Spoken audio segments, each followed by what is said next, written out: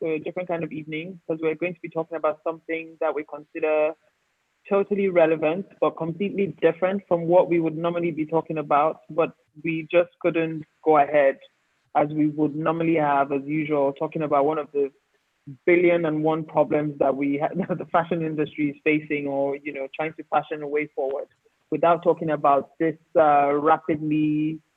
rapidly growing, I think we can call it an epidemic in our society, this culture of rape, domestic violence, gender-based domestic violence, and so much that's going on. It's been a crazy week, I'm sure, for everyone, from what's happening beyond our shores to what's happening in our country, Nigeria. And so this evening, we invited some of the brightest minds that we think are currently doing amazing, amazing work that I find very inspiring in terms of driving the conversation. But beyond driving the conversation, they're actually getting their hands dirty. We have in our midst today Oluwaseun Osowobi, who spent the whole day, protesting and leading and organizing a protest, both in Lagos and Abuja, to drive home the conversation further that enough is enough. And, it's time for more work to be done, and for the culture of silence surrounding rape and so many other things to stop. We have in our midst as well Kemi Da Silva Ibru, who owns the founder and owner of WARIF, which is Women at Risk Foundation. I mean, about a couple of years ago, we did some work. I can't even say we did some work. We were privileged to be associated with what you do, and I went to visit the center in Yaba, and I was like, wow, my mind was blown. And listening to the stories of the survivors and how, I mean, it's incredible that you decided to give up time of your valuable time to set up a place like that people can come call home, that people can be able to seek some sort of redress or seek comfort or solace, considering all they've been through. We also have Anyango Mpinga. Did I get that right, Anyango? Mpinga. Yeah, you got it right. Mpinga, who's a designer. She's not Nigerian, but who inspires me because she has a foundation called Free as a Human, where she decided to use fashion as advocacy to draw more attention to slavery and the plight of people who are still enslaved in our communities today, something that we often overlook. And I thought, that would be really relevant to the conversation today. Temi Otedola, our influencer and, she just keeps inspiring me, the way she puts herself and pours all she has into her work, into what she's doing, into her vision. And, I've watched her grow in leaps and bounds, and to take this passion to, not just to having a voice that's beyond fashion, to be able to talk about some of the most pressing things in our communities today. And I thought it was relevant to have her here. Thank you so much for joining us as well, Temi. Having me. Stella Duru. Stella, I've known forever. We're friends. We went to law school in my former life. I used to be a lawyer. But please don't hold me accountable tonight, because I don't know anything about law. And so when this conversation started, Stella was the first person. I'm like, hello. My mind was just racing. Like, I was so upset. I was so angry. And, Stella and I bounced ideas together. And I said, I think this was on Monday or Sunday. I'm like, what is going on?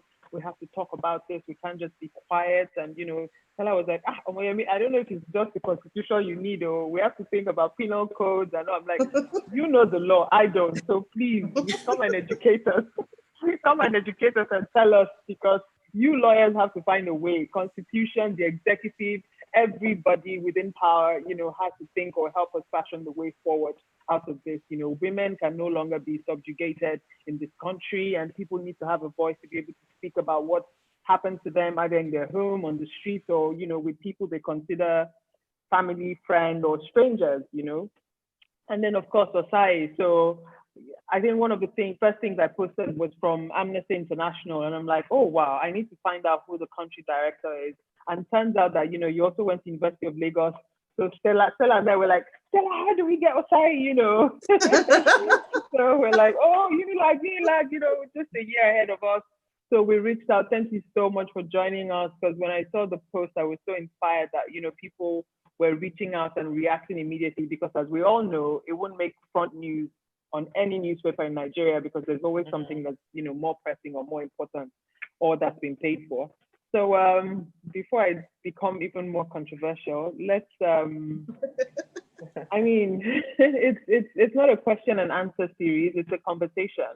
And that's the beauty about this, because I feel that everyone comes with their wealth of knowledge, wealth of information.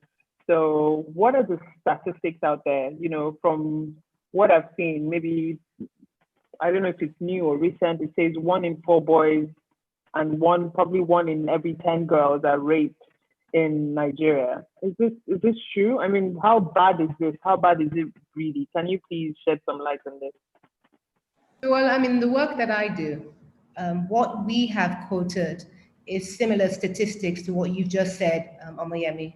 The study that statistic came from was a 2015 study on children, actually.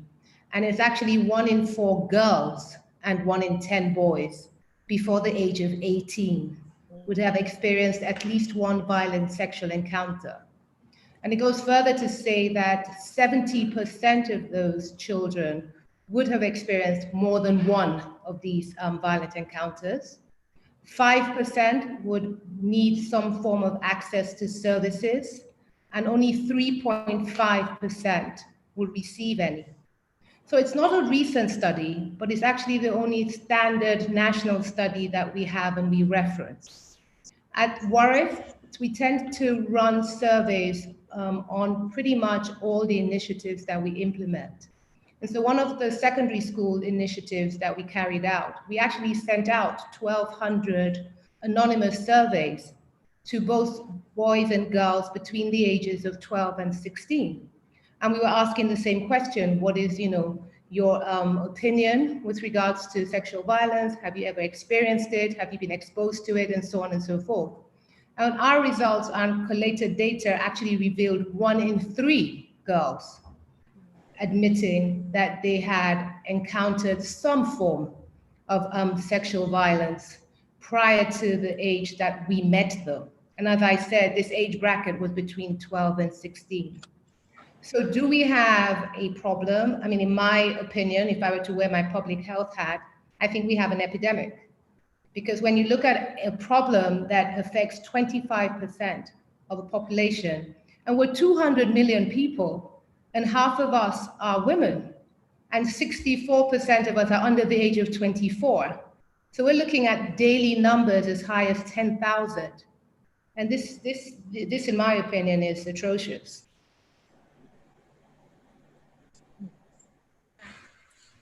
Very true. And, in a country like Nigeria, where we are not very good with keeping data that we can analyze, it means that we might actually be just scratching the surface. It might be a lot much deeper. And it also depends on people's understanding of what is appropriate behavior. So when we say sexual assault or sexual abuse, it's not often that it goes to the extreme. So you have rape on the extreme, but even someone being suggestive in their language or touching, even if it's not a part of the body that is considered sexual, right? But just tapping someone on the shoulder and calling them my wife is something that we shouldn't be encouraging with children. So you find that even across the country, the different notions of what constitutes sexual abuse might vary. I think what is clear is that if it involves some sort of sexual activity, penetration, rape, intercourse, then that is when people get alarmed. But before it gets there, there's already been steps taken. And particularly with children, what we see is that these perpetrators go through a process of grooming to make them feel comfortable with them so that they can then be able to abuse them without them recognizing that what is being done to them is wrong. And I think that's why this conversation is important, that we need to catch it quite early so that it doesn't degenerate to the situation where people think everybody is game and everybody is doing it. So why do you want to make noise about it? And this is this normalization of inappropriate behavior that I think we need to speak up against. It's not normal at all, and we want to go back to a time when decency was the order of the day. And I'll just add to that that absolutely, although we're looking at maybe rough statistics of 1 in 4 or 1 in 3, I mean, some people term it as, you know, rape culture, but, you know, systems of, let's say, general harassment or inappropriate touching, these things might not be on the chart at all. So, you know, these are experiences that lead to the escalation of what is, you know, the molestation of children or taking it to rape, but it's the kind of the smaller, more covert instances of sexual harassment that sort of escalates to that point. So let's say you see someone inappropriately touching a woman who has not consented of that. You know, if everyone around is staying quiet and not bringing attention to it, it's that allowance of that behavior that ultimately says that, okay, well, things that are happening, you know, behind closed doors, those things are also okay.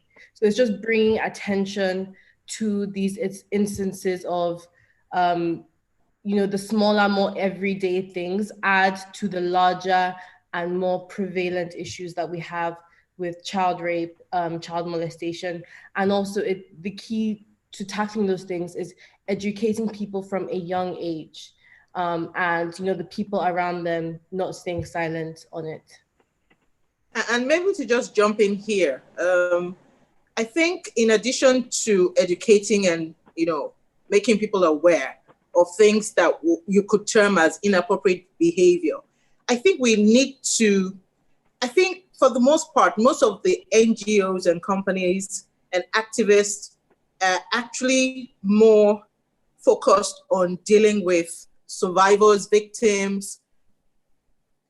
If we look at the alarm that has come out in the past week from people just sharing their stories, I think one thing that we could do is take the raw data. We need to have an entity that their work is just collating that data and putting it in everybody's face, because that's one way that, you know, this awareness is going to happen.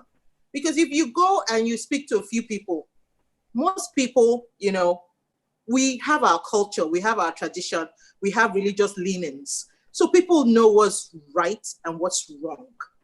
But because there's the cloak of silence and it's business as usual, and people not knowing the extent, or there's no data to support the extent of what's going on, people will think, what's the big deal?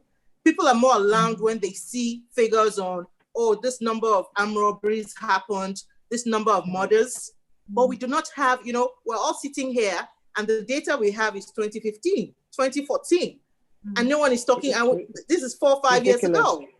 And so we necessarily need to put, you know, the data needs to be out there in everybody's face, and people need to now start recognizing what it is, because we can have this engagements where we speak, but if people are not, some people only deal with numbers. Some people they can't deal when it's not numbers. So those numbers need to be put out there. I think that's one key thing that we need to now start focusing some of the energies towards, you know, bringing to the fore.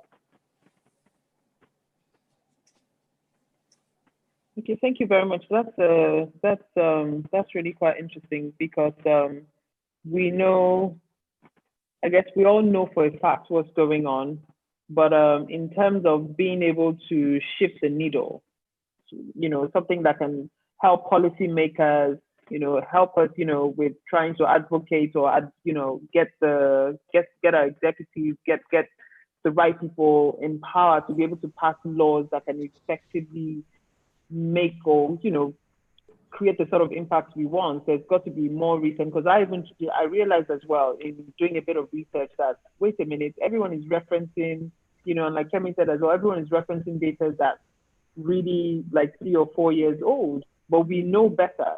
You know better, you all know better. I'm sure if Ayodele were to advise us, she'll probably say the same.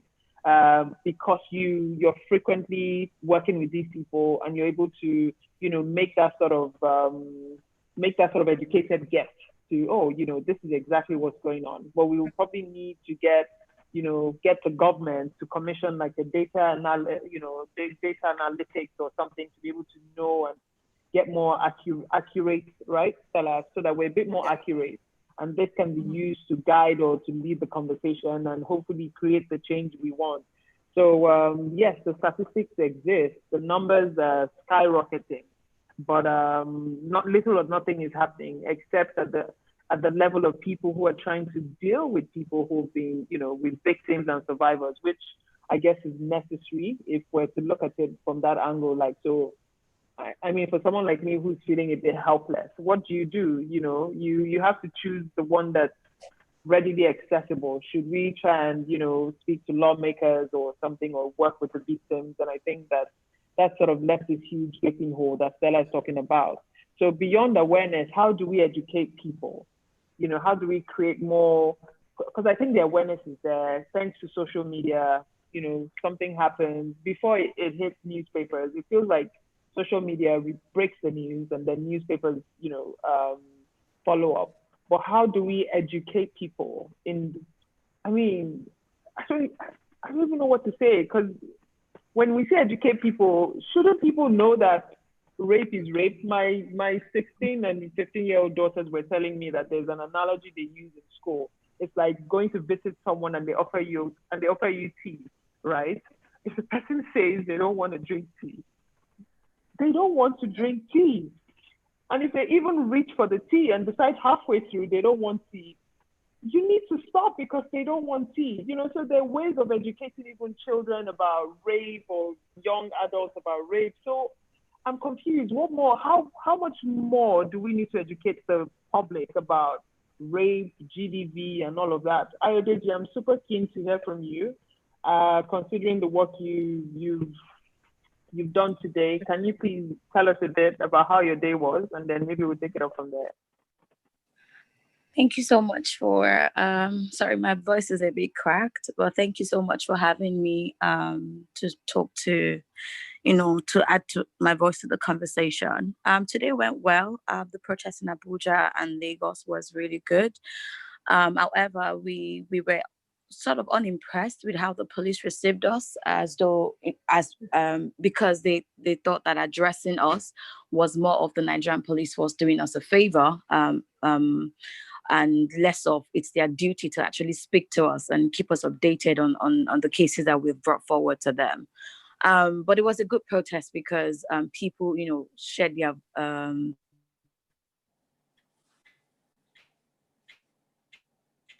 their heartfelt pain. Cases that are all of these cases, like Stella rightly said, that are undocumented, we're able to bring it to the fore. And the police have now established a formal relationship where we can, work directly with their officers to get feedback on cases, and where there are lapses by the Nigerian police force, we now have a direct channel to make those reports and work with them to pick up the cases. So it was really good. But in terms of, I just want to quickly speak to data and then go to awareness raising. In terms of data, like we all know, data is very difficult to collect in Nigeria. Most civil society organizations and service providers individually collect data of, people who come to their centers or facilities to get support. All the data is collected. However, it's not put in a central hub.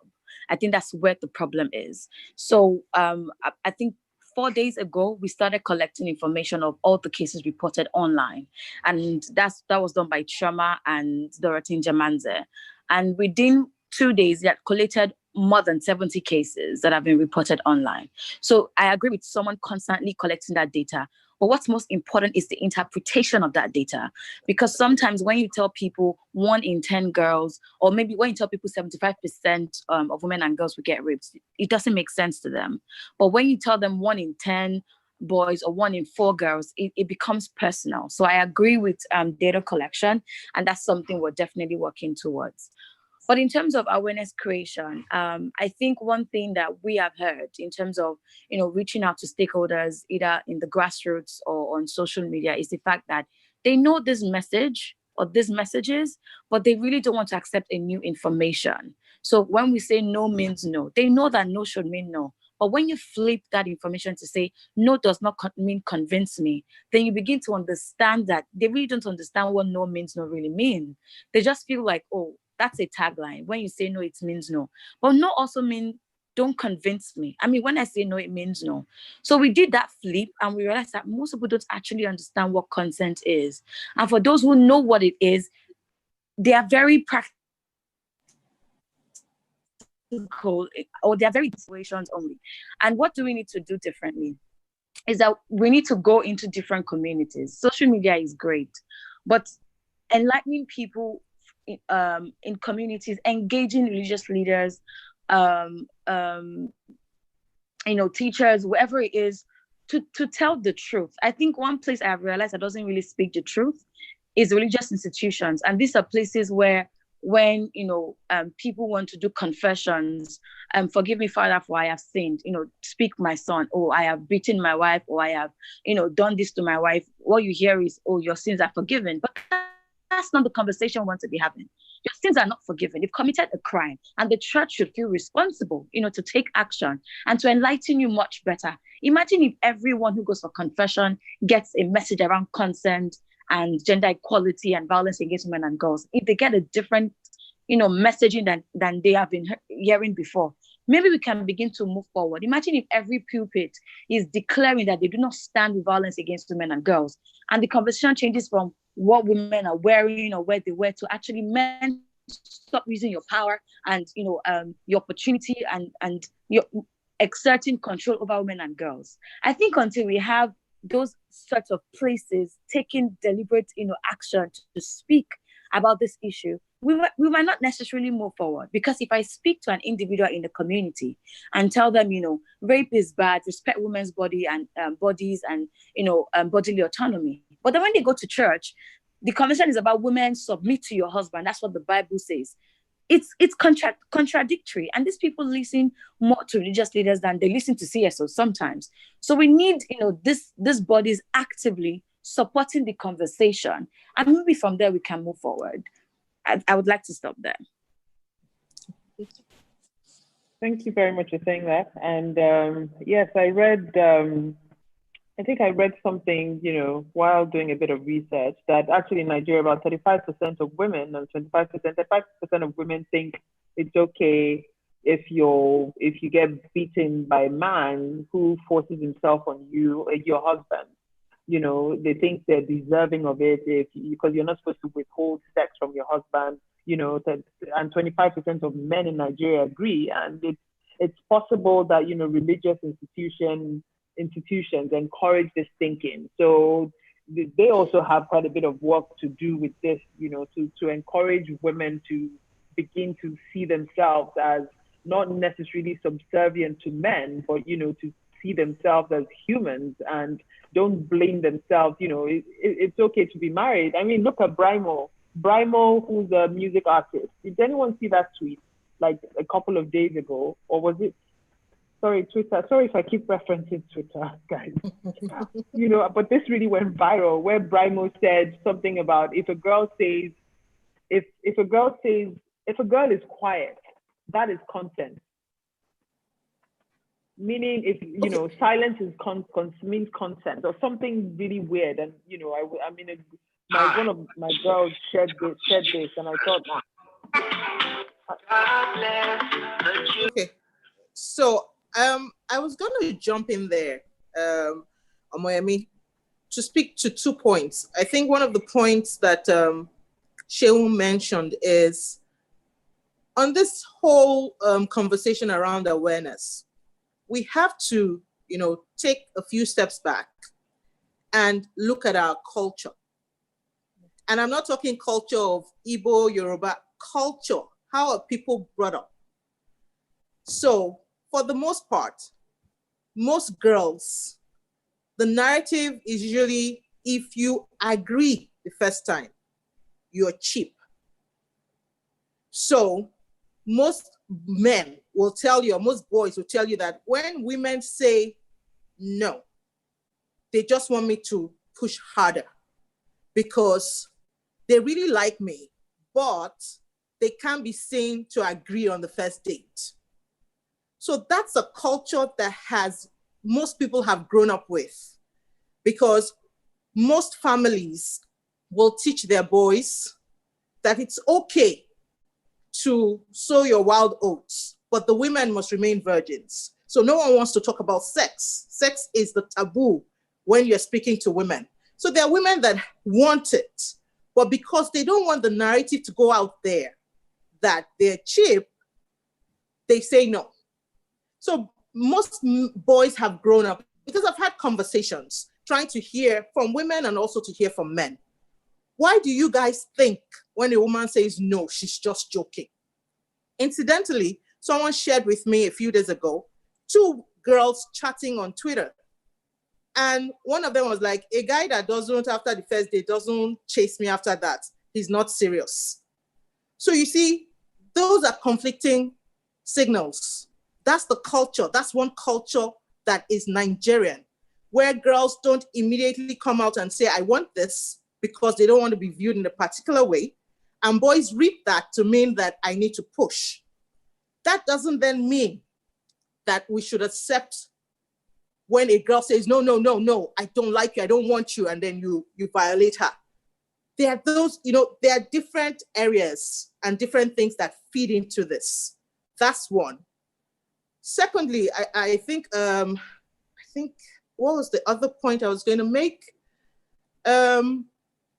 Speaking to, and I guess I didn't want to touch on this point just yet, because we still are going to touch on issues around laws. But, Yemi, you were mentioning women growing up being subservient to their husbands, and men not understanding that if your wife says no, then if you go ahead and violate her, you have actually raped her in the real sense. But our laws, even up to 2015 laws, say spousal violations don't constitute rape. So the messaging, there are too many conflicting messaging out there, from the culture side, from the religious leanings, from even our laws. So what exactly are we saying? What are people supposed to know? How are we going to streamline the messaging so that people are really aware what inappropriate, behavior is? Osai mentioned the fact that, rape is on the very end of the spectrum of the violation, but there's someone coming into your personal space. They shouldn't do that. Do they know they can't do that? There's this thing around, but I'm your friend. Why can't I be in your space? Why are you being so uppity? So there are just too many conflicting signals. And that's why boys are a bit, I don't know what you guys want from us. And girls are like, but you should know. Which is why this conversation is good. We need to understand some of the mindsets that people have grown up with, that people continue to see, and which society appears to say it's okay, when in actual fact, it shouldn't be okay. So I'm going to piggyback on Stella, if I may, on a couple of things that you highlighted and so important. I think the first thing you mentioned in terms of one's traditional practices and our cultural norms. I mean, you mentioned it in the context of a mindset that has become prevalent in our environment and in response to the environment and the issues that young people have and see. But if, as you rightly said, we take that step back to our basic traditional practices and cultural norms, many of our norms encourage the subjugation of women. And contrary to what Omoyemi was saying about awareness being apparent, you have to remember 54% of Nigeria is in the rural community, not in the urban settings where we have social media and where they can sit down and listen to this very important conversation. These are simple folk that live in communities that still very much practice these cultural and traditional norms. And so when you speak to that person and you say, well, how is it you don't know any better? Because fundamentally, this individual's belief system has been practiced and taught to assume that it's okay for women to be subjugated. And women, by the same token, are brought up believing that they should be subjugated and nothing else. When you mentioned, Stella, about understanding the mindset of young boys and girls, Again, we mentioned how important data is, the need for a repository. And it's one of the things that I believe many CSOs are looking at, and many of us are trying to work in collaborative efforts so we can build one. One of the things we did with young boys in trying to understand this mindset that you've just rightly discussed is we sent out, again, surveys. We sat in small group discussions, the focal group discussions, and asked that simple question: would you walk away if a young girl is being molested? And over 1,800 recipients, 1 in 5 boys between the ages of 12 and 16 said they would. They would walk away if they see a woman being molested or a young girl. And the many reasons they gave, the more popular ones: it wasn't my turn, I wasn't invited when they planned it. Another was, I don't know her. So that whole bystander mentality, she was probably asking for it. And I guess that ties in with Stella's argument of, subliminal messages and not quite understanding what appropriate behavior is. And then others were of the opinion that that typical stereotypic myth of what she was wearing, perhaps she was asking for it because it was in the middle of the night, when the irony is the largest percentage of rapes occur in the afternoon. So I do agree with you that the messaging has to be looked at, but I also think that we have to also use the lens of our peculiarities, because rape, sexual violence, and as you rightly said, Osai, all the different interpretations from simple touch right up to penetrative acts like rape are global. They're prevalent all over. But we have certain peculiarities that we have to look at. Otherwise, we're never going to eradicate this problem. That's correct. And we actually have to remember something that I don't know how it is in Nigeria, but in Kenya, in particular tribes, we don't even have a name for rape in the language. So how do you address something that doesn't have a name in a culture? And this is why it's so important to actually go to the grassroots level and have these community conversations, because you can't talk to people about something that they don't know what to call, And this is one of the reasons why we are still here today, And then when you go into modern society, we have young people who are entitled or feel entitled. Because don't forget, as much as we're on social media sending one message, we also have pop culture that's giving young people a different message, right? So you have on one hand, music that will glorify taking, a man taking what belongs to him. And that's what our young people are listening to. And then you have the reality of it. So we're trying to have these conversations about ending sexual violence.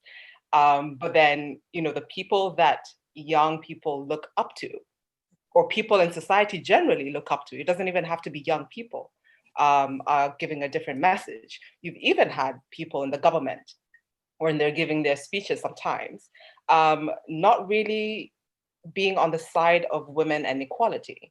So the conversation has to happen on such a large level that we can't stop talking about it. So true. And I really like the way we're trying to find words or expressions to explain consent. What does consent mean?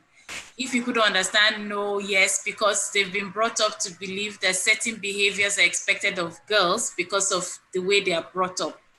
And so this made me remember a campaign that Amnesty International in our European sections actually launched early this year, which is Let's Talk About Yes, because it seemed to be, it's not just a problem for Africans or Nigeria, but it's also a problem globally, that all these messages that we see in movies, in music, are very suggestive towards a particular way men and women are supposed to interact, and how love needs to be extrapolated in some sort of sexual activity. So when it's not happening, people look for ways to experiment, to exploit.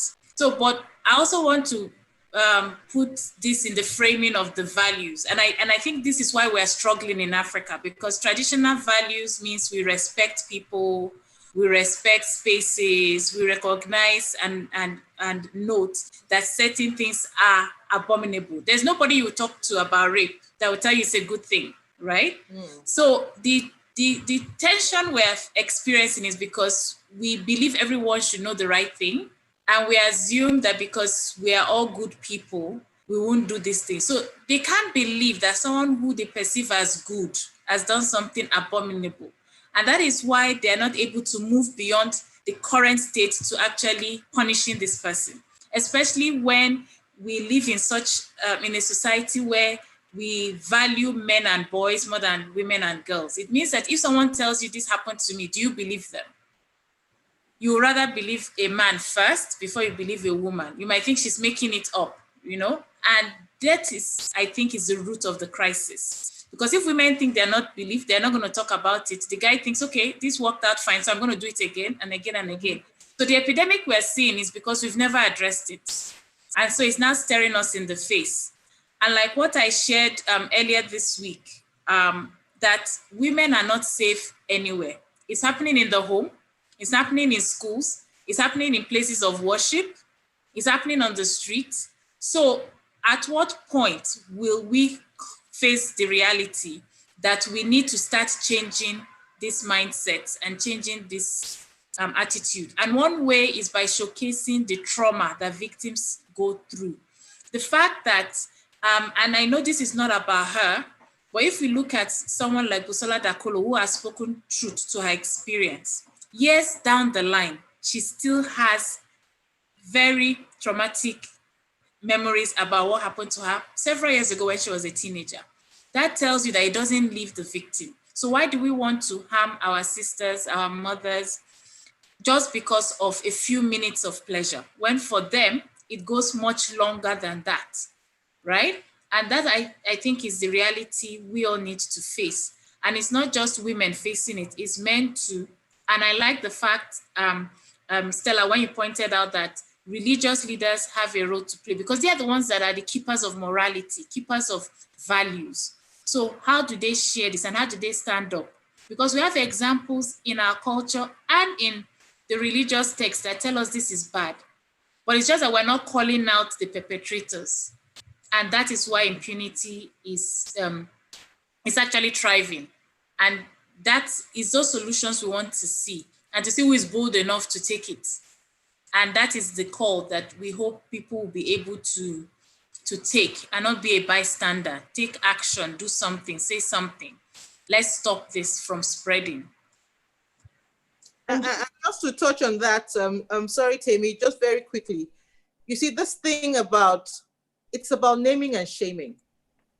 I think I saw some tweet yesterday that said, so many women know rapists, but men don't know rapists. So there's also that thing of being in denial. But you see, the thing also is, once people know that you've been part of this dastardly act, they don't want to be associated with you. So one of the things that I, just thinking about ways and solutions, I think for every profession, there's a body, there's a society, if it's the lawyers, it's the Nigerian Bar Association, if it's the medical community, they've got those associations where you have to be a member of once you've passed the exam and you've met certain ethical, conditions.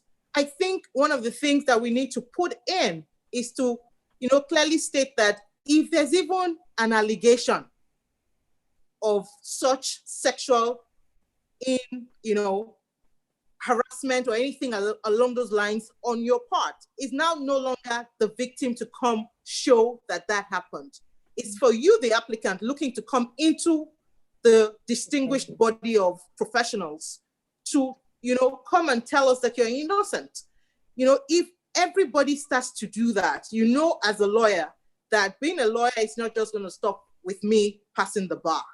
It is for me to show that my character has not been impugned by any of this kind of heinous, allegations. So it's everybody coming on board to ensure these things go away. Temi. Yes, sir. And my next point actually links to this as well, is that a lot of these times, because women are our kind, we are the first people to come out shouting, to come out fighting, to come out in support of these tragic stories. But we do have men who are also allies in this fight, but we want to hear from them more. A lot of the social media conversation comes from women who are saying enough is enough. We ourselves as women, we've had enough of this, but we need to hear more from men who also will be in this fight with us. And we do see that, on the protest lines, on social media, but sometimes maybe because they feel like, okay, if I speak out, then it's not bro code, or, I can't come out and talk against my fellow man. We need to all be part of this conversation and say that it's not okay, we don't support it. And when both men and women come out and condemn this, I think we'll be stronger for that. Yeah, that's very, very important. Wow, this always leaves you a bit emotionally, But sorry, this wasn't part of it. But how does this make you feel as people, as women who work tirelessly to raise awareness about this? How do you feel emotionally and mentally dealing with this? I mean, on a daily basis, like for us, I guess it's not that we're not aware of what's going on, but we can come out, go in and out. But this is what you do predominantly. How does that make you feel? What kind of burden does it give you? How do you deal with that? Well, I think for me, the ability to empathize and not sympathize is key. Okay. Because when you empathize with another individual and you put yourself in that person's position, then you can relate to whatever injustices they're going through, but you're not living through their pain, which is relative to that sympathy that I just described. Another aspect that helps is self-care. You have to be mindful of the fact that you can't effectively assist another person if you're in a deficit. So you have to be deliberate in ensuring that you always ensure that you both emotionally, psychologically, physically are in good health so that you could effectively assist others. So self-care is certainly very important. And then professional assistance. I mean, I'm very particular about having independent psychologists look out for my staff, because you need to vent. You need to be able to go to a quiet space and talk to another individual and share some of these issues and concerns that you might have. Again, I know we're living in an environment where people don't like to hear about mental health because there's so many negative connotations when you talk about mental health. But everybody to some degree has to look out and look after their mental health, because at some point in a time or the other, you're going to have an issue, a challenge that necessitates you looking after it. And if that necessitates you speaking to somebody else because you need that, assistance, well, by all means, I think that's a very viable option that one should take. Ayode, did you want to speak to that? I agree with what Kemi has said, but I want to speak from the very end of the spectrum, which is not negative. Working in this space and dealing with cases every day, it's not only tiring, but also it makes you feel helpless sometimes when you have a survivor who needs to get out of a situation and you try to contact shelters and they tell you we're full to capacity and you're trying to find where they can go. No relative is going to take them. You are literally frustrated at that point. Like, what else can I do to help this person? And, every day having to feel that, sense of, helplessness.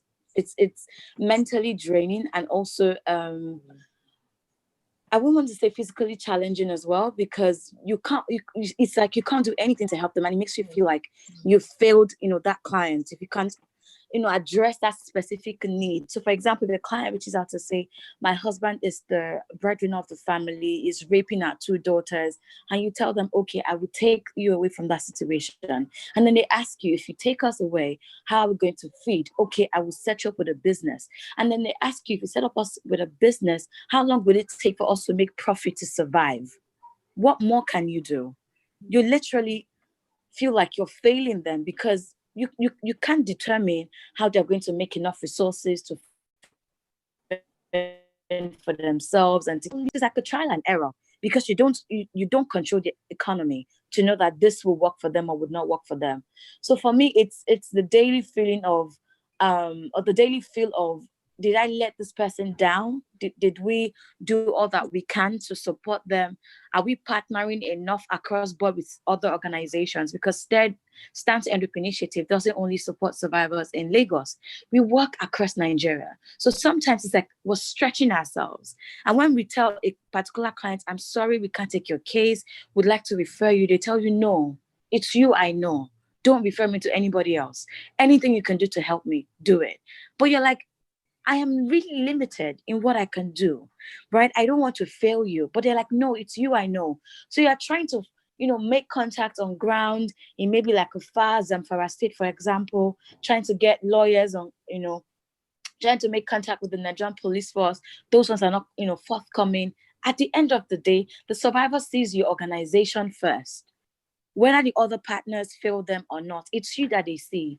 So for me, I agree with everything Kemi has said in terms of, self-help and, psychological evaluation for people working in this, which is very important. But also I want to highlight the fact that we are also challenged in how much we can help, in, how much we can take, how much you can even give. Right now there has been like an influx of cases, from every angle in Nigeria. How much can one or two or even 10 organizations, pick up? And I spoke to the Minister for Women Affairs on a webinar some time back. We do not have a coordinated national GBV response. I told her it's not coordinated. For example, I don't know all the civil society organizations in Imo State that I can refer cases to. We're trying to find, partnerships, daily and with individuals and organizations. We need to have a coordinated front. So if WARIF is providing medical help, we know that, okay, this is one person who is dedicated to this. If this other person is doing shelter, that is our responsibility. Trying to do everything doesn't really help. It really doesn't help, because we're, stretching ourselves very much thin, but then there is really nowhere to refer these cases to. So it's on a daily basis for me, it's traumatizing that I'm not able to help one person fully as much as I can. But it's really out of my control and out of STE's control. And that's why we're always pleading with the Ministry of Women Affairs in the state to please support with some of these cases, so we're able to help everyone, at the same time. Yeah, that's something you come to terms with if you're doing this on charity or non-governmental space, because there are always too many cases, and it's not every case that you can respond to or build on. And one is to let yourself know that if you can help one person, that is some progress, so that you're not overwhelmed by the many other cases that you've not been able to help or support. And that is why the call really now is for a more sustainable way to resolve this crisis. The government needs to sit up. Civil society is not here to replace government, and we're not here to do the impossible. And also, part of our programming is also around prevention, so as we can reduce at least the cases we get all the time. But until we reach that plateau where government is becoming more effective in prosecuting these cases, we are all going to be asking every other person to chip in, which is definitely not sustainable. And that's what needs to change. And like someone shared with me recently, it takes a special kind of person to do this work.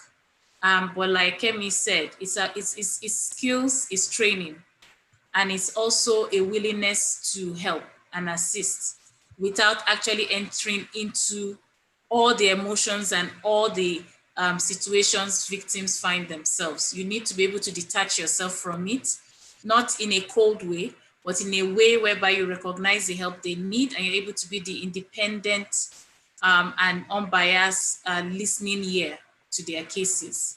And sometimes that's what most people need in order for them to make the decisions themselves. For others, they might need a little bit more, but ultimately we need the government to step up and help us, because you get tired, you get frustrated, you get angry, and you go through various cycles of emotions in trying to resolve this issue. So it's taking a toll on us and also on our health as well, and which we also need to manage, both physically and mentally. But it's also important. And maybe just to, sorry, go ahead, Stella. Kemi. Go Now, ahead. just very quickly to reiterate a very important point that Osai was making, which is every one or single individual you assist is a win.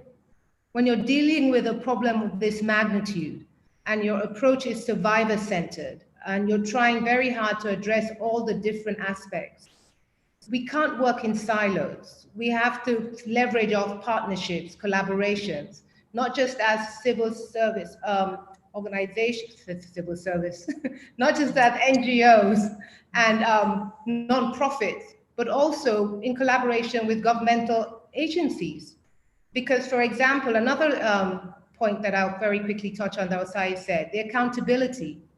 No matter how well-versed, no matter how sufficiently funded a non-profit or a CSO is, you cannot take on the accountability and the judicial process of a country. So you have to work with the law enforcement and you have to work within the parameters of the laws of that country. So we could either raise our arms and say that we have an ineffective law enforcement agency, or we can work hand in hand with the existing agencies and fill those gaps. Because accountability is as important as expressing care and ensuring that services are rendered to women at risk. Sorry, Stella. Yeah, that's fine, Kemi. I think a thread from what you have said and Ayodeji has said and Osai has touched on that I think we also need to do is empower our women, economic power. Because you see, take the example that Ayodeji gave. The woman can do anything. Her kids are being molested by their father, but he holds the economic power. So we need to empower our women more.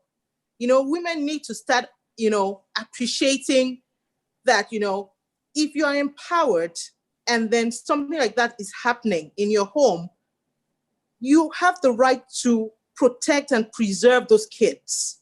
So you should be able to move out. You shouldn't allow those things continue to happen to those children just because you don't have a job or you don't have a way out. Yes, I know that it's a struggle. Exactly. I'm going to interrupt you and make a very valid point that we see in the space. You have to remember that many of these women are socialized from a very young age. This isn't a grown woman that enters into a relationship, is subsequently abused, and then decides not to leave. This is a girl, probably from age 2, that has been in a violent environment and has been socialized in this environment right through till adulthood. I had a case where I was in a school, she was 10 years old, and we were talking about rape, and we were talking about acts of violence. And this young girl came to me, and she was very earnest, and she said to me, "But I've never been raped. Everyone around me has been raped, and I haven't been raped." And in her mind, it was something wrong. There was something wrong with her. So you sit down and you have the conversation as you would, describing what's right and what's wrong, explaining to her why she's lucky and why all her other friends are meant to be like her. And she turns around and she looks at me and she said, "But my father uses my back passage. But he says it's okay because I'm a virgin." That's socialization. So that's a young girl who honestly believes that she's well adjusted in spite of being sodomized regularly in her home. And this is a girl that is going to have to pass through this, appreciating that something isn't quite right, and then probably getting into adulthood and marrying an abuser because violence begets violence. So by the time we get to her and she's had her children and she's systematically been broken down, she's financially constrained, and she probably has no support mechanism because let's face it, our culture doesn't actually encourage us to go back home. Many a time when you go back home, you're shipped back to your husband, aren't you? Then where does she go? So on some level, she appreciates that there's something wrong with her situation, but she just can't get out. because her mindset isn't trained, isn't designed to help her make those choices and decisions. And that's where the patience comes in. That's where the hard work that Osai and Oluwaseun and I carry out. That's where we stick with her day in, day out. It might take years. She might go back to him more than once and then come back to you again. But then you start the work all over again. It's a process. And many times... Understood, Kemi, but I think I want to distinguish the example you just gave now with the one that Ayodeji mentioned. So this lady actually came and she's seeking help for her children, but she can't leave because she has no economic power. Yeah, she's probably a stay-at-home mom, has no money of her own, so everything is with the abuser, is with the predator. And that's where I'm saying, we need to teach our girls, teach our women to be self-sufficient, to be able to empower themselves so that if there's something like this happening, let's leave people that have grown up with such abuse. Let's speak about people that know it's abuse for what it is and want out, but they can't come out because they just don't have the means. So in their mind, they're trying to find the best option. Should I go with these children and they die of starvation since I have nothing of my own?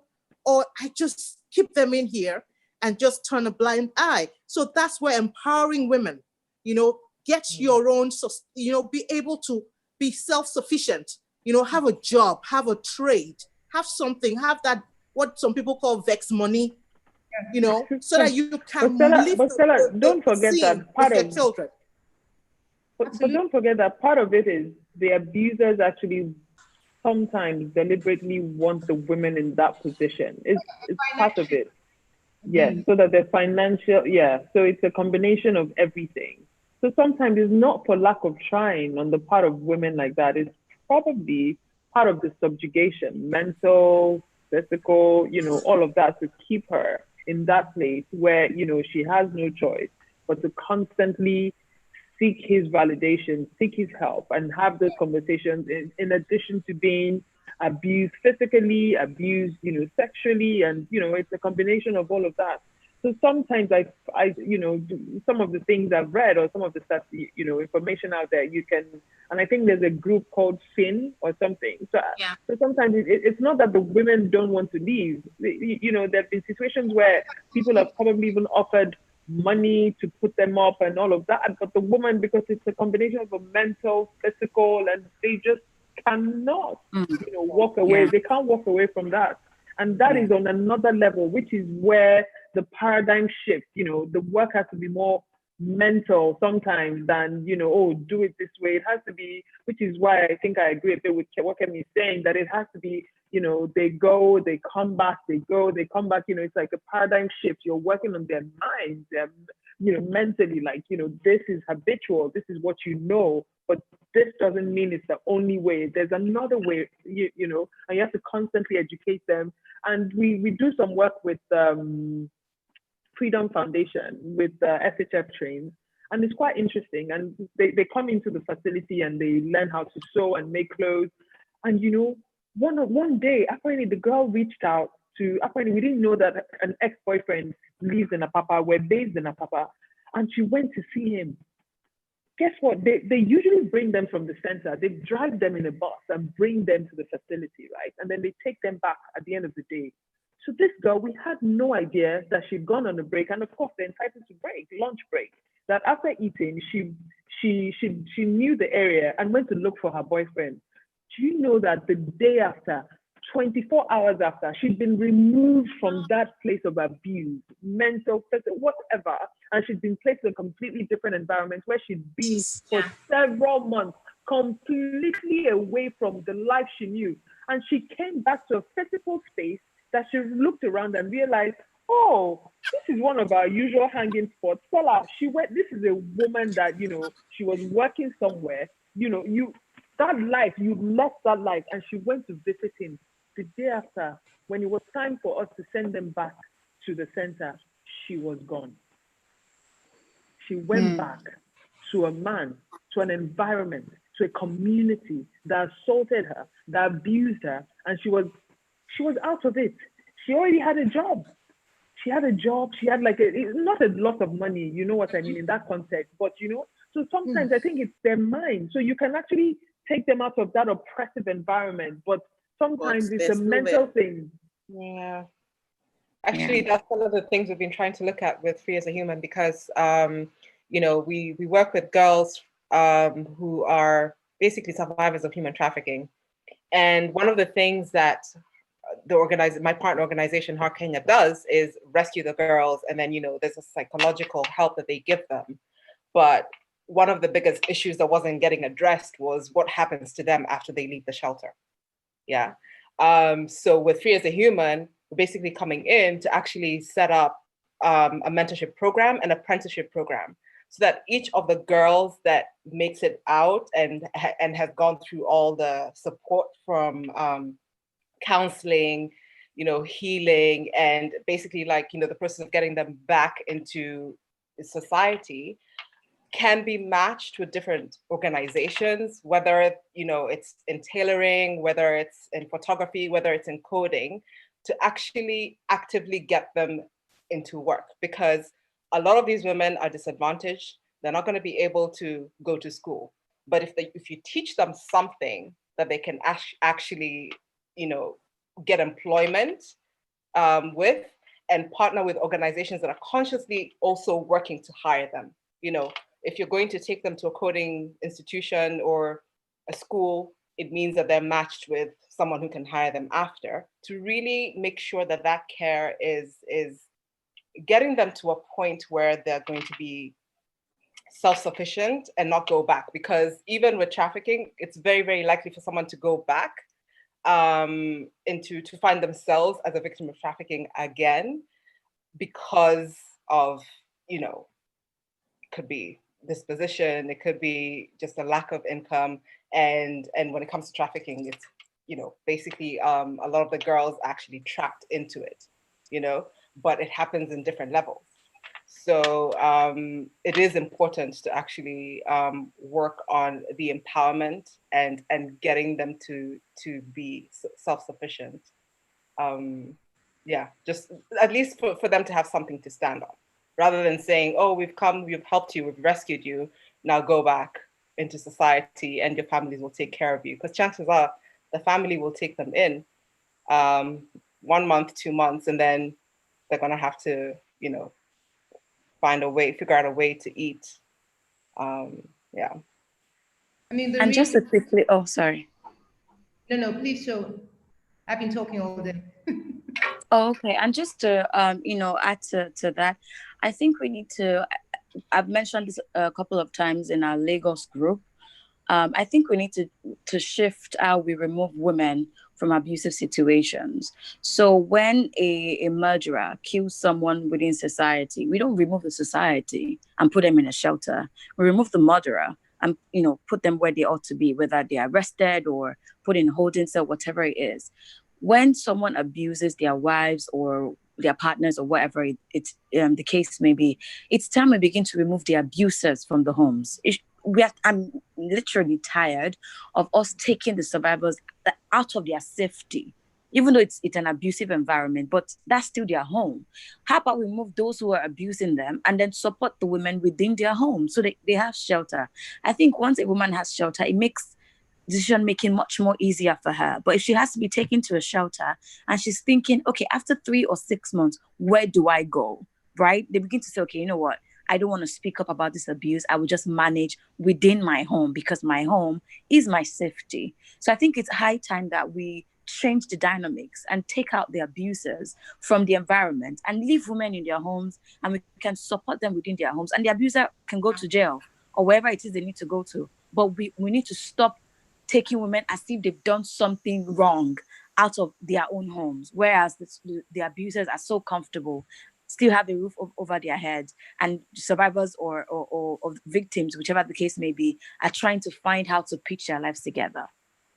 Well, Lagos is one of the more progressive states, so I'm sure Stella will probably be able to add a few comments on this. But we actually have a restraining order in Lagos that wives and partners can take out against their abusive spouses. And so I don't know how many are applied for, and I can't tell you how effective they are. But as with all things, we have to start with at least making it available. Unfortunately, I can't say that this is a law that's been domesticated across all 36 states, but at least it's nice to see that, as Sheon rightly mentioned, it's something that's being considered, and at least the lawmakers are also taking a look at it. Yeah, and I really like that push that Ayodeji made in terms of removing the abuser, because oftentimes when women are out of their homes, people ask what happened. So it would be nice for a change for the abuser to explain what happened and why he's not in his house, or why he's having to ask to stay at a friend's house. So it shifts, it also helps to shift the shame that comes with being a victim of violence, any kind of violence, in fact. But I wanted to make a point very quickly that, yes, there are a lot of women that are facing these abuses and they are poor, but I also wanted to emphasize that there are also equally women who are wealthy, from wealthy backgrounds, and who might have an income of their own, who remain in abusive relationships because of the image. Nobody wants to be called a bad woman. There's a lot of labeling in society, and we need to go back to how we view gender roles, and back to some of the things Omoyemi said earlier in terms of the fact that they expect you to be a subservient person. So when you exhibit these characteristics of independence, whether it's financial independence or independence of thought, you express an opinion, people say, oh, she talks too much, and you're beaten or abused because of that. They will say you deserve it because you're not acting in the way society expects a woman to behave. If you cook food and it's burnt, and they say, how can you serve your husband burnt food? And they beat you because of that, people think you deserve it, because these are specific gender roles that society has said women should do. This is what a good woman looks like. This is a bad woman, and nobody wants to be labeled a bad woman. And if we're able to then begin to interrogate those conversations, it makes it a lot easier for women to make the decisions they need to make, whatever situations they are in order to escape abusive relationship. And also to stress that we're talking more now in terms of people who are vulnerable, but then there's also vulnerability if you are an employee and your boss sexually harasses you, or you go for contracts and they say they're not going to give you contracts except you have, they're all rape. The conversation now is we're moving from just the plain notion of rape being a violent act. Any sexual activity where consent is not freely given is rape. And that is what the Violence Against Persons Prohibition Act sought to achieve. It's sad that it's only 9 other states that have kind of domesticated this act. But if people understand that any sexual activity, whether you want to call it sexual harassment, sexual assault, involves a lack of consent, then it's rape.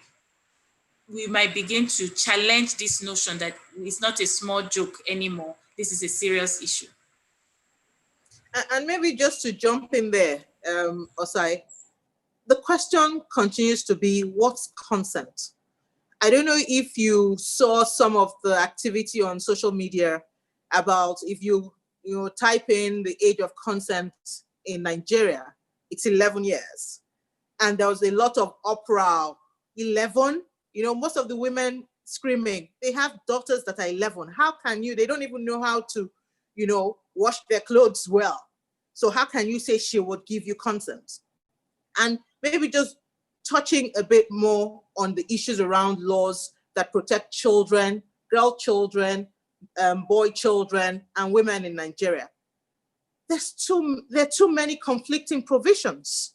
You've spoken about just a few states that have domesticated this Violence Against People's Act.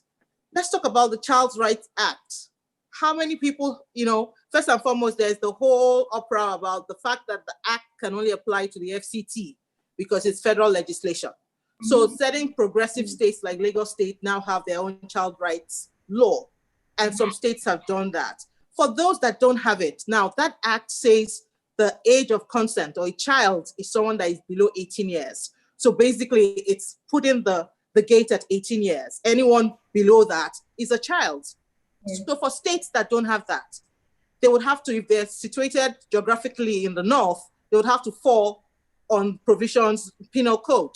For the ones in the south, there's a criminal code. And it's interesting that in criminal code, for instance, you've got language in there that says if you're younger than 13 years, then sexual defilement, is deemed to be rape. Life imprisonment is the punishment. That's 13 years. Now, if you are between 13, as in if you've clocked 13, but you haven't gotten to 16, as in the punishment is 2 years, with or without caning. It's a joke. In the north, it's 14 years. But then let's not lose sight of the fact that these are dated legislation. And historically, women didn't work. Most women married younger than they're marrying now. So maybe it made sense then. But our laws must progress as society is progressing. So it's a joke that in 2020, we have laws that say that the age of consent is 14. And then the punishment, depending on whether it's your 16th birthday or if you're 15, determines whether this abuser is going to be in prison for life or he's going to come out after 2 years. You know, so we necessarily need to get some alignment on all the legislation that deal with this violent acts against women and children, both boys and girls, because a lot of boys will not speak, but most of them lost their virginity before they were 10. And that's statutory rape. But most of them would not even view it as that, you know? And, you know, going beyond even the laws are provisions in a book. How many people are going to open the book? I think, as you know, away from the laws, what is our enforcement? What are the enforcement mechanisms? Who are the enforcers? What's the reform happening with the police force? You know, do we have the medical community buying into this to know that when they bring someone to you that has been raped, you should have a rape kit that would help the police find the perpetrator of this act? Do we have those? Okay, now we cross all those hurdles and we get to the courts. Osai, you spoke about Busola Dakolo. She posted the other day, it's taken a year for her file to move from the police to the DPP's office. So what are we saying to the survivors? Whilst they're waiting for justice, what's happening with the abuser? How many more people are they abusing in this intervening period? You get, and you know, it's all it's the threat everywhere. You know, we talk about bringing crimes of war to Geneva, and the point is, more often than not, they're looking at people that have been murdered, not people that have been raped during a war. Yeah, no, Stella, to piggyback on what you're saying, you're absolutely right. Our laws are dated, and the laws that have been amended haven't been domesticated across the Federation. You mentioned the Child Act of 2003, still only domesticated in 24 countries. And that clearly states that the age of a minor is age 18. And that's the age that we as professionals in our space and legally in Nigeria is considered the age of a child. Of comfort, yeah. And then, of course, that translates to the age of consent when you look at the parameters that we use to define consent. And you're also right that, as Osai said, the VAP Act has again been amended in 2015 to improve on the language. I mean, right up until 2015, men couldn't get raped because there was no language for men. And you couldn't be gang raped because there was no language for gang rape in our laws either. So I think the laws, like you rightly said, need to be updated. But one thing that you mentioned for me that is more important is the successful implementation of the laws. We can domesticate the laws across all the federation, all the states in the federation. We can update the laws, but then if you can't successfully implement the laws, then you don't get a successful prosecution rate. And so we're back to square one. Funny you mentioned about rape kits. So the Rape Crisis Center, one of the facilities we run, We need to see survivors within 72 hours. Otherwise, we cannot successfully carry out forensics to see whether or not these specimens are biodegradable. You educate people and you tell people about the 72 hours, but there's still many police officers that have no idea. And so they're very casual and they're very, you know, when you have a conversation with them as to why didn't you send her in a timely way or fashion, they don't understand why, because they haven't been educated. It's one of the things we push for when we run gender sensitization programs in the police force, to educate the police, because quite honestly, some of them just don't know. They don't know any better. And so we need to do a lot more than fixate on the laws and fixate on the punitive measures that come with our laws. There's a lot of talk now in the press about death penalties versus life imprisonment.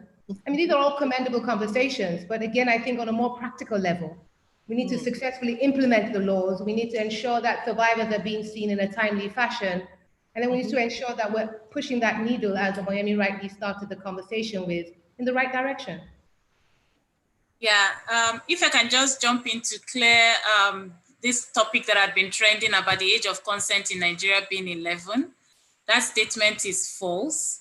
It's just the way the person that put it up has interpreted it. So we all know that the basic law of the land is the Constitution. So under the Constitution, even before we had the Child Rights Act, has already said an adult is 18. But the Constitution makes an exception when a woman is married and she's not yet 18. The Constitution says we'll treat her as an adult, which of course is an anomaly. A few years ago, a number of us activists tried to get the Constitution, when they were doing all the various amendments for the Constitution, to get them to amend that offending exception. Because how can you say someone that cannot apply for a driver's license, you're going to treat her as an adult because she's married? As in, it just, defies logic. But we know that it was put there because of certain considerations. Apologies to any of our Muslim brothers and sisters, because they said, many people said it was within their Islamic culture to allow for girls to marry once they've attained puberty, and they didn't want a situation whereby those women are not able to have certain rights, right? But we know it is wrong in present day. Even Saudi Arabia is amending its laws. So Nigeria needs to look very critically as to how we treat our children. Let someone grow up and then be able to have the mental and the physical attributes in order to take decisions. The second thing is when we talk about consent within the laws, and you're very much right, Kemi, in terms of enforcement. Even as limited as the laws are, Stella, like some laws are giving 2 years imprisonment, some are giving life imprisonment. Let the law even work. Let us even get those that are even serving the term. They're not even using the law as limited as it is to get convictions. And one good thing though is that last year when the National Sex Offenders Register was launched and housed within NAPTIP, the idea is it doesn't matter where in this country, as long as you are a sex offender, you're going to get into that register.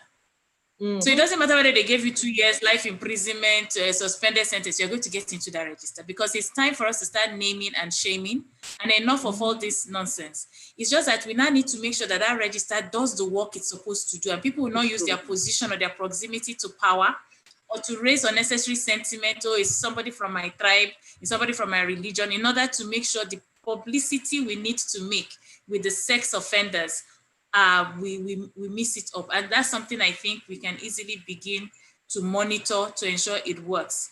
And yes, the police they're the first point of contact. But in addition to what you said, Kemi, from my experience, the reason why we're not also getting a lot of these cases forward is because many police officers do not consider rape a serious offense to prosecute. That's the truth. Yeah. So when they hear it, they're like, hey, is it your boyfriend? They trivialize. So that thing needs to change. For me, I am pushing that any officer that they've reported rape to, that does not prosecute it, does not investigate it, should be disciplined automatically. Yeah. Yeah. We like the way Lagos State is handling the domestic violence case. You as an officer that has heard about a case of domestic violence, you cannot wake up and say you're not going to investigate. It's an offense under the Lagos State domestic law, the domestic violence law. So it's something we need to incorporate. Or in the alternative, we can give incentive.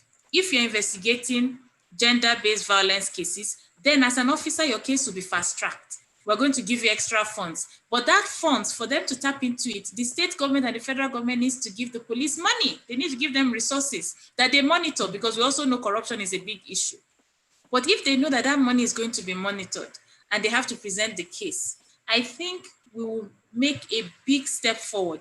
There are so many cases we've had to handle of police negotiating on behalf of the alleged rapists, convincing the victim's family to drop the case. So that's a problem, you know? So when victims see that, then this person is supposed to protect me is already pushing back, they're going to move back. Last year, we had a case of one of our colleagues, Wakol in Enugu. The staff went to the police to report a rape case. You won't believe, the police came looking for her in the office, telling her that she needs to come and see them. And then she was like, look, I've reported the case, you deal with it. Unknown to her, the alleged rapist had gone to bribe the police to turn the case on his head. But because they know Wakol is a respectable organization in Enugu, they needed the lady to come and withdraw the complaint. She wasn't having any of it. Would you believe, a lawyer? They went to the office, beat her, dragged her out of the office. The lady had to go into intensive care and both psychological and mental, psychosocial support to recover herself. This is what the police did to her, a lawyer, for reporting a case of rape. So there's so many things our police are also getting wrong, which they need, so in this case, it's not because they don't know that rape is an offense and they can prosecute it. It's the corruption and the ineptitude within the service that allows them to rather align themselves with the perpetrator rather than with the victim and commit further human rights violations. So this is something we need to be talking more about and ensure that those officers too are shamed. And for those who actually support and prosecute these cases to the end, we need to also commend so that we can balance out some of these negative vibes that you cannot successfully prosecute rape cases. It has been done. We know it can be. Recently, there was just a judgment against a former staffer of an oil company who raped his neighbor's niece. So it's happening. The guy that kidnapped Ese from Bayelsa was sentenced just a few weeks ago. So it can happen, but we need the police to work with us and with the victims. But after how many years, though? That's the problem with the legal system. But that's for another day. I think there was some sort of engagement between your organization and the House of Reps. Do you want to share the list of resolutions or something, or I don't know, some things that they've agreed, or what's the word now, that they're going to look into actively to support the movement? Can you kindly share or enlighten us a bit about this? Okay, so the State of Emergency GBV group actually sent a memo to the House requesting that certain things be taken into consideration. And one of the legislators presented a submission in the House, and the House did agree to a couple of things. Just give me a moment to read them out to you for those who haven't seen it. So the House did say that their resolution was that the IG should immediately cause investigation in the cases of Tina, the lady who was killed by Nigerian police force officers in Lagos, Uwaila, who was raped and murdered in Benin City, and the rape of a minor in Jigawa State. They also asked that the federal government launches a more effective campaign against sexual violence and violence against women and girls. They also, said that members of the House will dress in black at their next sitting, just, to show solidarity against the death of Tina and the other women who have been raped and killed. They also would observe a 1-minute silence, and the House Committees on Women Affairs, Human Rights and Justice will present a bill on necessary codifications and amendments to laws dealing with gender-based violence. And the committee is to report back in 4 weeks. So basically, our ask on this was that states that have not, adopted the Child Rights Act as a law in their state and the VAP Act as a law in their state need to do this, because we can't have a law that is functional in certain states and it's not national. It really defeats the purpose of advocating for almost 13 years to get the VAP Act actually passed. And one of our key asks for us was that the House of Representatives should declare a state of emergency on gender-based violence in Nigeria. I mean, it's an epidemic that we've been dealing with for years. I think the reason it has come to light more is because of the advocacy that so many CSOs, including Science and Entrepreneur Initiative, have done to bring these issues forward. So we're seeing an increased number of reported cases, not because they haven't been there before, but people are more aware and are more informed to speak out. So we're asking to declare a state of emergency so we can even review how exactly are we funding the SACs that we even have. Most of the sexual assault referral centers that we have in Nigeria are actually funded by donors. And the idea is, if a donor pulls out tomorrow to say, we've worked enough in Nigeria, how exactly are these SACs supposed to function? What is government putting, what money is government putting into it to ensure that they are sustainable? Even the gender desks in the Nigerian police force, how many of them are responsive? I mean, I think it was 2 days ago or yesterday that someone who is handling the gender desk Twitter handle was talking about Bet Niger. I mean, people were just lamenting on Twitter, like, how is someone who's supposed to be handling a very critical Twitter handle be talking about Bet Niger, whereas we're talking about a national issue of sexual violence? So basically, a state of emergency will help us look inward to see what the Nigerian government isn't doing right. Like Osai rightly said, CSOs cannot replace government. So the House, is saying that they would declare a state of emergency on GBV in Nigeria, and also they urge NAPTIP to open a register for convicted rapists. But we already know that the sex offenders register exists, and it was launched 25th November 2019. So the idea is for it to be more useful, because it's great that we have that register, but then we need to populate it with information. So that means NAPTIP has to work with the police, with the prisons, and every other government institutions that deals with rape in general.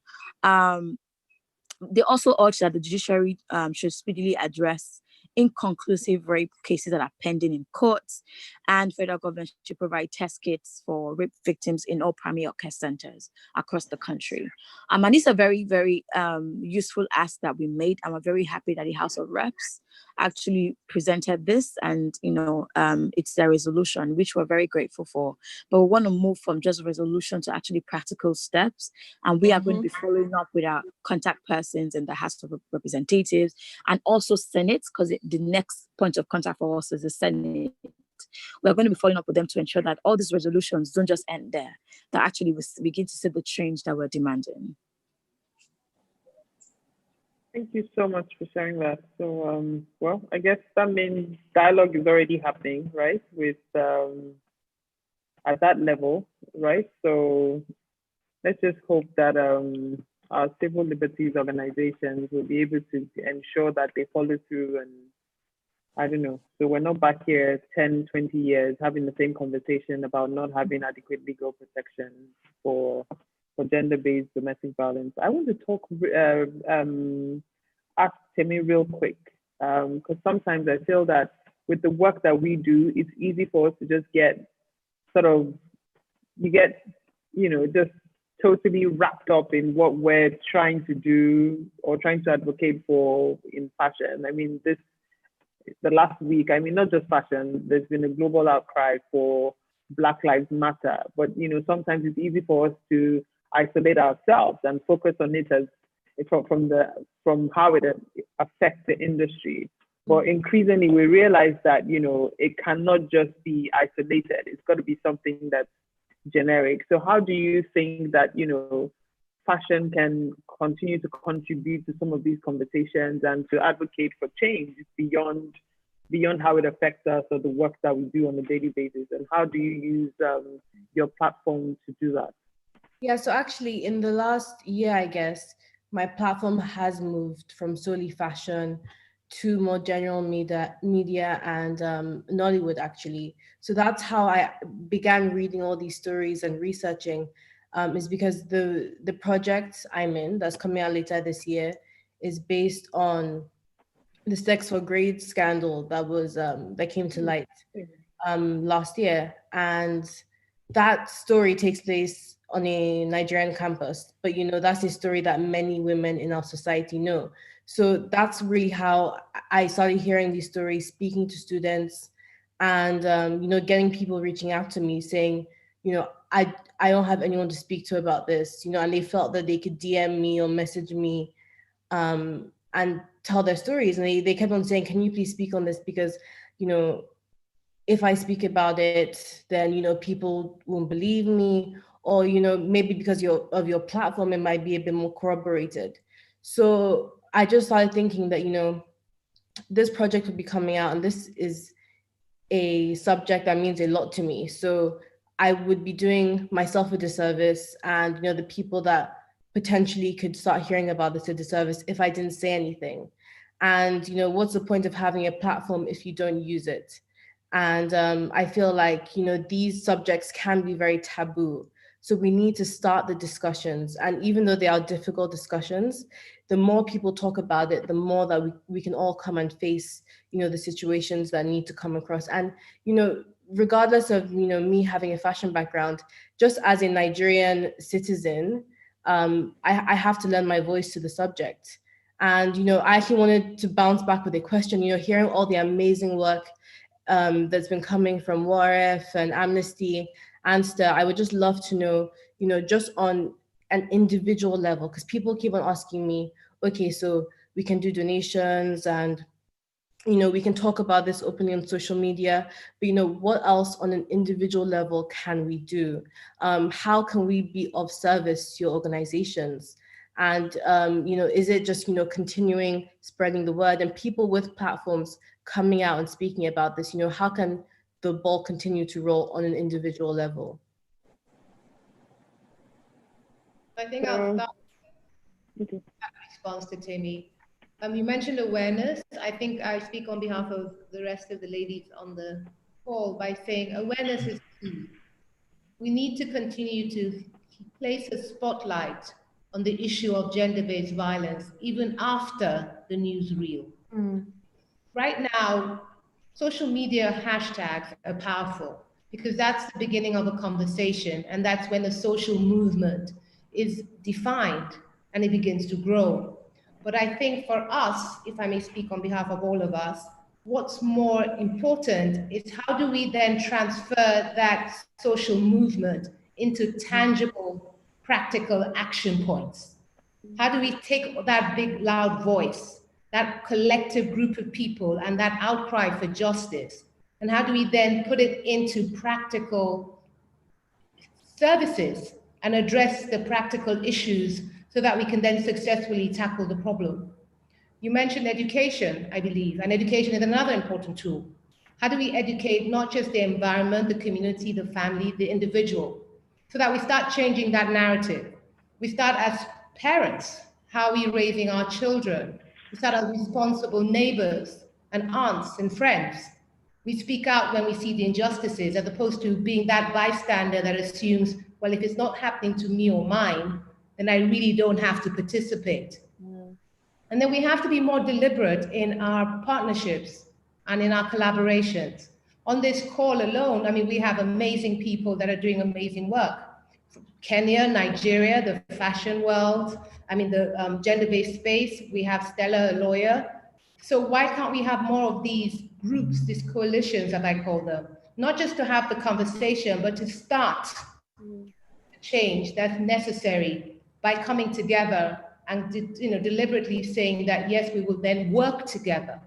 Because a lot of times we work in silos, we waste a lot of time and resources reinventing the wheel, and then we do impact, albeit very small, because we're only targeting our circle of influence. But we can do so much more if we come together. And not to belabor the point, funding. I know it's not an easy explanation, because with that comes all sorts of implications, but initiatives, programs, necessary change, facilities, medical intervention. When it comes to the CSO and the NGO world, we rely on donor funding. So we can't sustainably carry on the work if we don't have that assistance. Thank you so much for articulating that. Osai, is there anything you want to add? Just to thank Kemi for being such an excellent ambassador. I think this is an opportunity for us to also branch out from what we do in the development sector to people in other industries, because this is about connecting with the individual. And I know that there are lots of initiatives that would require support. Sometimes it could be circle of influence. So if you are in a school and we have a case involving school girls, it would be good to know who we can reach. Oftentimes we have our own platforms that we say, oh, do you know anybody who is helping victims of violence in Sokoto State, for example? Sometimes it might mean, do you know someone who is a school administrator, an association of school administrators in Sokoto State that can help us get assistance to someone? So we are widening our scope of influence in order to see where there are pockets of opportunities. And perhaps one thing we could do to support, especially groups like Kemi and Ayo that do a lot of frontline services, is maybe we can do more fundraisers. So these are organizations that are tested and they are doing the work and you can support. And there are many of them across the country, and do a sort of fundraiser and say, whatever you fund is going into these services, and see how we can strengthen their response, spending the time the government steps up. But like I said, the ultimate plan is for us to get our government. We also pay taxes. Let them do the work. Let them stop cutting the budget for health, the budget for justice. Let them use our taxpayers' fund in order to support the work. I think on what Temi was just asking and how we can do more, I think it's if you're already doing something, then you're already halfway there. Because particularly in the fashion industry, you find that a lot of people don't even want to add their voice to causes because it's not cool enough. Or it's like, oh, what's my audience going to think about it? So, when I started Free as a Human, I was basically coming from a point of, well, my work has to be of service in some way. Yes, I want to make beautiful clothes, but I also need to be able to empower, if it's in manufacturing, thinking about the women who make the clothes, because they, in a lot of countries, they're the victims of trafficking. So it's basically being consistent and adding your voice to something and never really doubting the impact of what your voice can do. Because I'll give you an example for me with Free as a Human. We have a partner who's based in Somalia. They're called RA International, and they're basically, supporting Free as a Human. And out of that and out of our work with them, the Ministry of Defense, the UK Ministry of Defense in Somalia got to see the work that Free as a Human was doing and came together and organized a fundraiser and got all the agencies and, NGOs, people from the UN working within Mogadishu and organized a fundraiser and raised money. And this is just by deciding that I was going to consistently do something. So I think we need to not underestimate how far our voices can go, because that's how you make a difference at the end of the day. It's not having fear of if I post this today, will I not get 100 likes on social media? Because we're so caught up in how our social media responds, especially for you who works a lot on social media. There's that tendency within the fashion space to get caught up in how will people respond to this? How many people are responding? In the grid, how does my grid look? How does my grid look? Does it look fun enough? If someone comes on this page, are they going to think less of me? And honestly, you know what? I've walked into spaces where I opened up my mouth. If I was wearing one of my t-shirts, someone says, oh, I've seen that. And this was somewhere in Milan. You know, I went for something completely different. And someone who I really admired was like, I've seen that and I've followed that and I really admire what you're doing.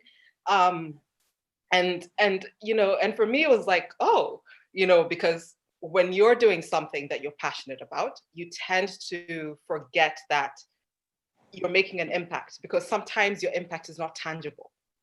You can't put it, you can't quantify it. So it's really, really important to continue pressing on and engage people. And sometimes your partnerships and collaborations will be in spaces where you wouldn't even think you'd be collaborating. One of my partners, again, going back to RA International, they're a construction company, you know, and they were really, really, like when they were engaging with Heart Kenya, especially, they were really concerned about how to make sure that when they're managing workers, how to train their team so that there's no human trafficking within the construction sites that they manage, right? So much so that, you know, later on when they're having their annual board meeting last year, they asked me to come in and say, how can we help you? Understand? And it's been a consistent, different organizations, whether it's been Thomson Reuters Foundation, whether it's been like different organizations coming to me and saying, hey, we saw what you did and we read it in a magazine. And we love that you're using your art or, you know, fashion to talk about this. How can we help you? The help just tends to flow in when you remain consistent and you keep doing what you're doing. And then it also makes it easier for you to support organizations even more. Very much for sharing that experience, Anyango. Stella, do you want to add anything before we round up? Or, I mean, talking about what next, and, you know, following from what Temi said, how can we help? How can we support? How can we be a part of this conversation beyond talking about it, but the doing part, the heavy lifting? Well, sorry, I think to cut you, Stella. Really sorry. Yes, I'm really sorry. I would need to leave the call now because I have an interview on Channels. So I'm really sorry, but it's been great speaking to all of you. And Temi, we will continue the conversation like we already started. Just to reiterate what Kemi said, collaborations, using your platform to push awareness, funding, all of this is important. So thank you to those who are already doing that. And we'll, you know, be in touch with you on how we can do much more going forward. So thank you so much, ladies, and please be safe. Thank you, Adeji. All the best, and speak soon. All right. Bye. Thank you. Okay, bye. Well, just speaking to what's next and maybe touching on issues around the law. I think more and more law firms, I think quite a few law firms outside of this jurisdiction, they usually would have a pro bono desk that deals with these issues.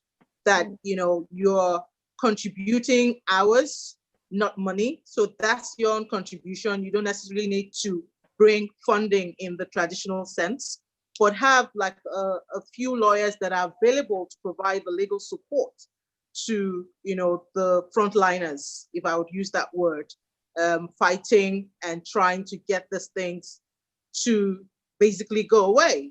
And I guess just touching on one point, which, you know, I think on the agenda, we're going to like touch on what are women's rights. Quite a lot of people don't know.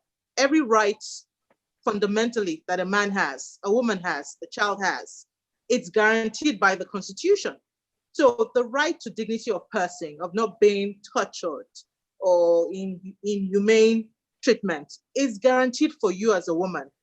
But you see, something else that we lawyers need to now, you know, help is more around the awareness as well. When you see something that is wrong, be able to point it out to that person. There's a right to freedom of speech, freedom of expression. But a man that tweets that if you talk to me anyhow, I will rape you, there should be a consequence for that. Yeah, there should be a consequence for that. Your right to express yourself should not be one that should trigger me as a survivor or victim. So in our little spaces, you know, call out people like that to say that's wrong. You know, you don't have to put it out there, but you can DM the person to say, pull that down. It's not right. And then something else I wanted to touch on is, yes, we are all for the victims and for the survivors.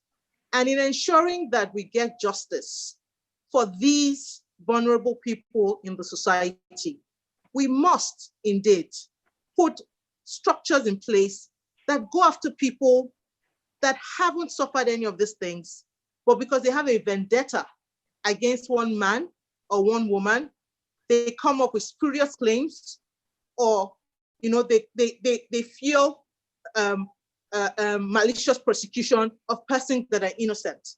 There needs to be a drive towards that. What is wrong is wrong. The rule of law must work, and it must work for everyone. So don't say because there's this whole awareness and shift and move to protect and preserve survivors and victims, then you use that as a platform to, basically go after someone that has hurt you. What you're doing is taking away from the essence of people that have actually suffered this heinous violations. Because the truth is, if there are more people that are coming up with spurious claims than people that actually have suffered these things, then the gist out there, even with people like our police that are not so minded, for some of them, in taking this seriously, will be like, they've come again with one lie or the other. So please, we're asking people not to do things like that. And we should lend our voices to stop like that. And even our legislators should, put things in those laws that we're pushing for, that if you are found to have actually, brought up a claim that is not real, then there should be consequences for those.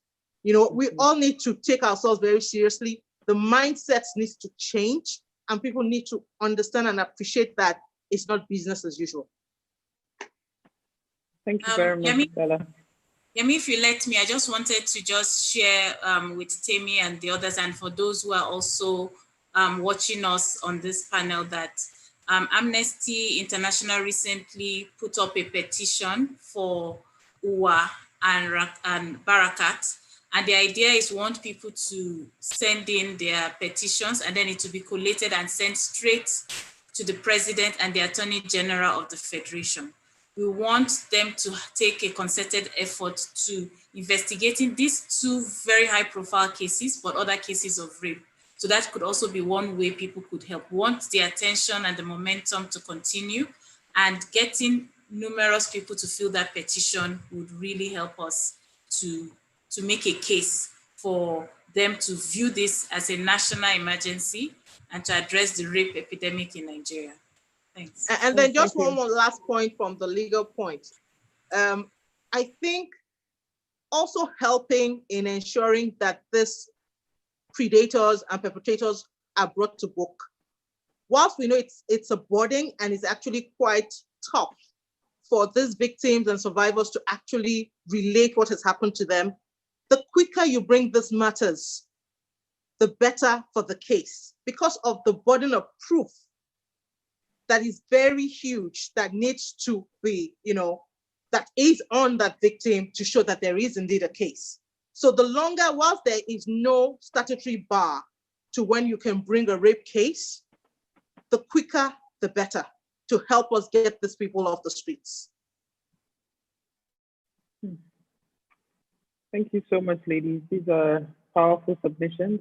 I guess the general conclusion is we all have to do more. We have to get involved. We'll get that link off you, Osai, so we can share as well, so we can also, get as many people as possible to support.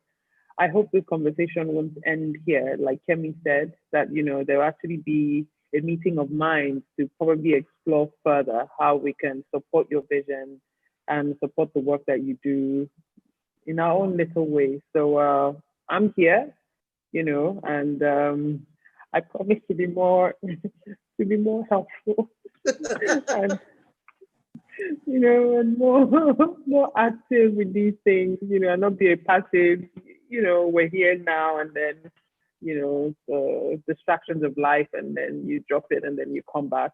But it's something that we all really have to actively get involved in and get involved with. So hopefully this is a conversation that can continue. Please feel free to reach out to anyone, and And I like what you said about collaboration, Kemi, because, you know, it's what happens in our sector as well, that everybody is working in silos, and it's draining. It's draining resources, funds, time, and everything. So hopefully there'll be a bit more collaborative working to ensure that, you know, the work that, so that more people can benefit from the work that everyone is doing, as opposed to the reach, considering it's not something that's really, I mean, the country of 200 million people, and from the statistics that we've estimated today, there's a lot going on. So hopefully there'll be more collaboration. And yes, let's not forget about this money, money, money, you know, how to be able to support the work that WARIF is doing, the Stand to End Rape is doing, you know, and all the other organizations, Free as a Human, Amnesty International, and all the major, you know, agencies out there doing wonderful things. So everyone listening, thank you so much for joining us today. The conversation doesn't end here. Please feel free to reach out to our amazing speakers who've shared from their wealth of experience, their knowledge, and everything, to support, to listen, but most importantly, to get involved. So thank you so much for joining us. I hope everyone, I know it's Friday night, right? What a topic to be having on a Friday night. I'm so sorry, guys, but it's something that we're living with, and there's no, I don't think we can all be totally removed from it if we don't have these difficult conversations. So thank you so much for reliving those moments that you've had offline with us tonight. Thank you. Thank you for having us. Thank you so much. Thank you very much. I mean, I'm lovely meeting you all, lovely ladies, and well done in all the different spheres that we're working in.